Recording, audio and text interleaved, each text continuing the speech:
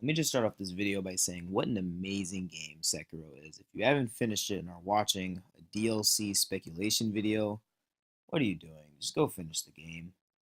Little disclaimer before we start, this is all mainly speculation and none of this is set in stone or confirmed. First, let's dive into when we can expect the DLC to release. A lot of people were thrown off by the fact that there is no season pass for Sekiro, and Dark Souls 3 and Dark Souls 2 had it. The reason behind that is because Sekiro will most likely only have one DLC. When Bloodborne came out, it also didn't have a season pass, it ended up having one DLC. Same with Dark Souls 1, it did not have a season pass, and ended up having one DLC. Now, when we look at Dark Souls 2 and Dark Souls 3, the games that did have a season pass, they both had multiple DLCs, so we can safely assume that Sekiro will only have one DLC. Since Sekiro will only have one DLC, we can assume that it will be at least as big as Bloodborne's and Dark Souls 1's DLCs, with a couple of areas and a few bosses. If we can assume that the size of the DLCs will be relatively similar, then we can also assume that the time frame of the release of the DLC will also be similar.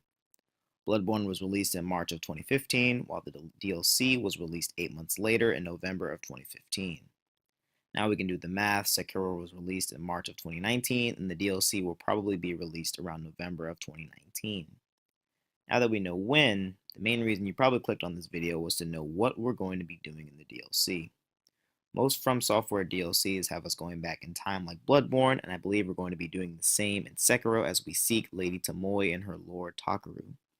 I feel as the game has just given us so much exposition of her, and you want me to believe that it's all for nothing? I mean, I just really don't see it. By the way, how was Genichiro? What do you mean? You two crossed blades, did you not? Uh-huh. To put it simply, he was strong, and he had unusual techniques. I see. What exactly is the lightning of Tomoe? It's a technique belonging to Genichiro's mentor. I'll wager it was quite the sight. His mentor? Tomoe. There aren't many masters of the sword like her. To see her fight, it's like she's dancing.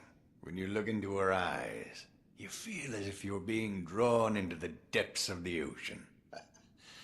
I was completely taken by her, and it almost killed me. I've lived a long life, but that was the closest I've come to death. We're talking prime Isshin. I mean, she just sounds really badass, and I don't see them not making her into a boss. As for where this DLC will take place, I'm not quite sure on that, but maybe where she trained in Fountainhead Springs, or maybe an area we have no information about.